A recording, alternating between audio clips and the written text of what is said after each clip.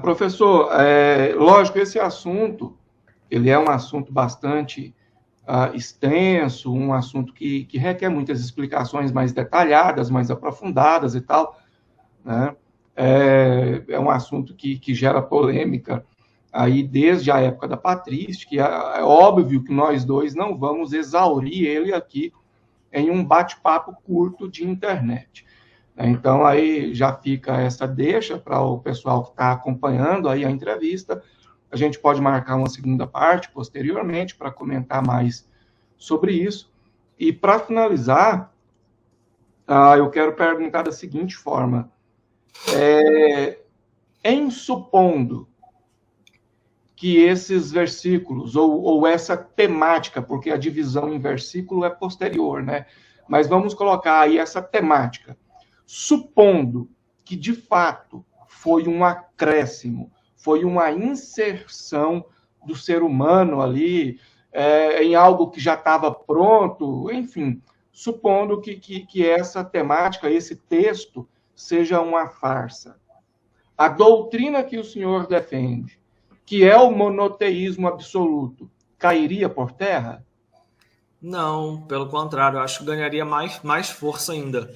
Porque se o texto de 1 João, capítulo 5, o final do verso 7 início do verso 8, estivesse no o amparo da crítica textual para existir na redação original, ele validaria a doutrina da Trindade, ainda que fosse só um versículo.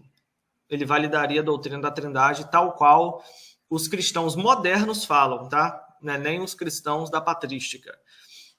O monoteísmo absoluto é a crença básica do judaísmo, que existe um único Deus, Shema Israel Adonai Eloheinu Adonai Echad. Essa questão de Echad, que muita gente fala que é um substantivo, adjetivo plural. Gente, não existe isso. Plural é um número de pessoas, mas a palavra Echad é o adjetivo único, que vem de Ahat, que é um numeral cardinal. Então, é uma palavra que deriva da outra. Nós temos adjetivos numerais, e esse adjetivo numeral não existe dizer que é único somente quando é único, mas é dois. Não tem sentido isso, né? Então, assim, pior ainda é quem tenta observar esse tipo de trindade no Antigo Testamento.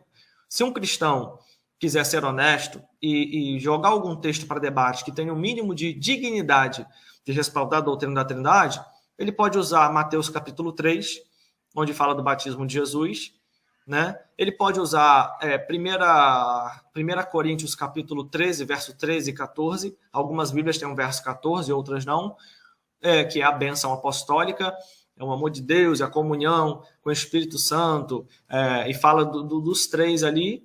Pode usar Mateus capítulo 28, verso 19, para poder falar em nome do Pai, do Filho e do Espírito Santo. E é isso, né? E no caso, tentar defender que 1 João capítulo 5, verso 7 e 8 esteja nos melhores manuscritos. Mas todas essas opiniões precisam ser muito debatidas. Vou dar um exemplo para vocês. Os próprios pais da igreja, como Ambrósio, que era trinitariano, ele vai dizer que só existe um nome em Mateus capítulo 28, 19. Ele vai dizer que o que tem, o único nome ali é o nome de Jesus, que Pai é o título dado a Jesus antes de encarnar, e que Espírito Santo é um termo que se refere à divindade judaica, e não está falando de três nomes ali.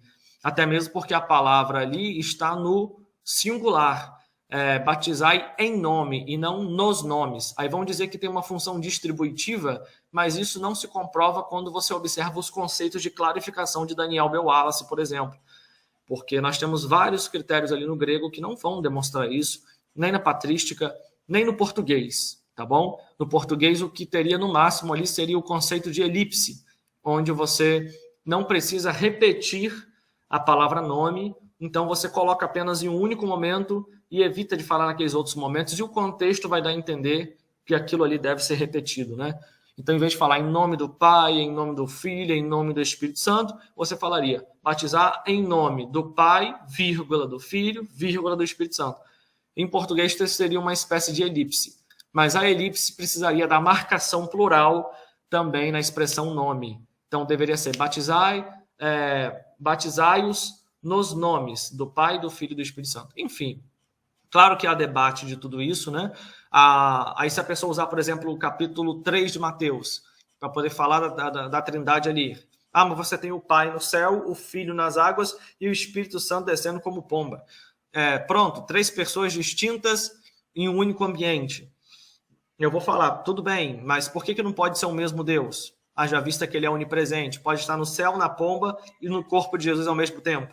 Ele precisa se multiplicar para se presentificar. Então, volto a dizer que, por vezes, ataca a onipresença de Deus. Os trinitarianos precisam resolver essa questão. O texto de 2 Coríntios, capítulo 13, verso 13 e 14 ali, eles precisam observar que Paulo escreveu 13 cartas. Isso estou falando das cartas encontradas, né, que ainda tem as cartas perdidas. 13 epístolas. E das 13 epístolas, todas as 12, ele usa apenas o nome de Jesus. Mas quando chega apenas em uma, ele fala Pai, Filho e Espírito Santo. Então você tem 12 testemunhos contra um. O que se faz nesse momento? E 1 João capítulo 5, verso 7 e 8, a gente explanou um pouquinho aqui, né? Então todos eles são passíveis de grandes, longos debates, considerações, propagações, e futuramente, quem sabe, eu faço uma análise exegética, escrevo e comercializo essa obra para que as pessoas possam entender melhor o que passa nessa cabecinha semicalva. Olha só aqui, só Jesus. Vambora. Seu microfone está desativado, professor. Sim, acerca da cabeça meio calva, e cuidado para não virar calvinista. Tá? Pessoal, o professor Matheus Angel vai lançar essa obra, aliás, cogitou, aí como vocês observaram aí, em lançar uma obra sobre esse assunto, só que eu já estou fazendo isso há algum tempo, vou lançar primeiro que ele, tá bom? Em breve, há novidades aí, inclusive nessa obra, eu falo de muitas coisas, é sobre a Trindade, certo? E os defensores da Trindade, eles pensam que sempre que aparece Deus, Filho, Espírito Santo, em um mesmo versículo, ou em um mesmo capítulo, ou em um mesmo texto, seja lá de que grandeza for, todas as vezes que aparecem os três, eles julgam que aquele texto está defendendo a Trindade aos moldes de Atanásio, aos moldes católicos, aos moldes que eles acreditam. Pessoal, não é bem assim. Não é porque apareceu os três no mesmo texto, que a Trindade católica está sendo defendida por esse texto. Existe toda uma profundidade que a pessoa precisa ir para entender isso aí. Mas, enfim, Professor Helry, se o senhor fica me permite à vontade. Uma observação, os adventistas já desconsideraram a Trindade católica. No começo, né? Até hoje, eles reconsideraram, e o que eles vêm ensinando é que não é Deus Pai, Deus Filho e Deus Espírito Santo, mas é Deus, 2 pontos, Pai, Filho e Espírito Santo. Também creio dessa maneira. Não pode se colocar o título de divindade em 3 pessoas diferentes para que não se caia em triteísmo. Então, é preciso refinar a homilética, refinar a retórica, para que se possa dizer algo que possa ser sustentado biblicamente. E, nesse ponto, os adventistas estão de parabéns. Pois é.